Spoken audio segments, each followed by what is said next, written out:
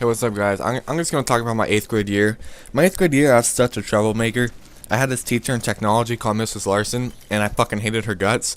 So she was like a huge animal person and saving the trees and shit. So one day she had us make a business card, and I made the business card Burning Trees Foundation because she's like all about saving paper.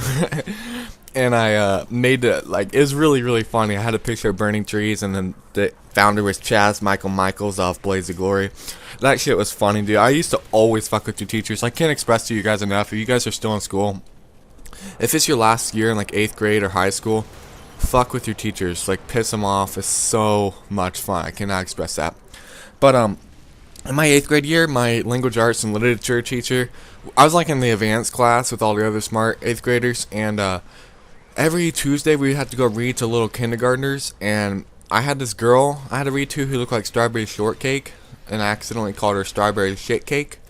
And when I would read to her, I had to like read to her real slow, and I don't think either she didn't like the book or something, but she started crying. And it wasn't because I called her strawberry shit cake. I don't think so.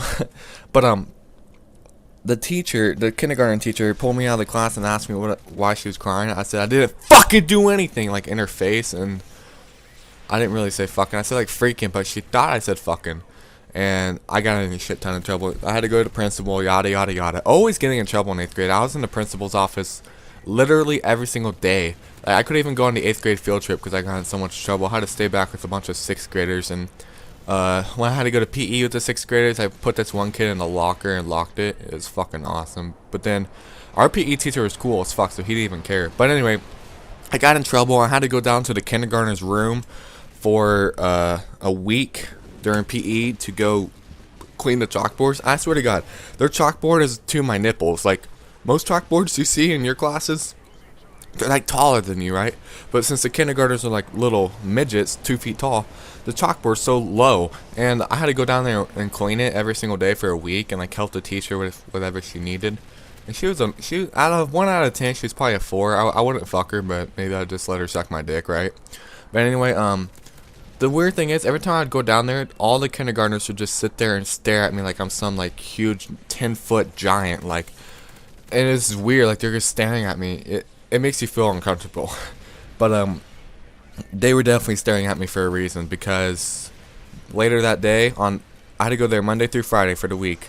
On Friday, when the 3:20 bell rang, because that's when we get out of school, as soon as I go to my locker, there's 10 kindergartners waiting to beat my ass. And I'm talking they were there, they were ready. They had brass knuckles, they had crowbars, baseball bats, even some other. He ran me over and then put it in reverse and ran me over again. I'm not even kidding. And all I remember, these kids just punched me with the brass knuckles. Some other kid had a baseball bat and just beat the hell out of me. And I just remember blacking out. And I woke up in a coma in the hospital, and, critical care or whatever.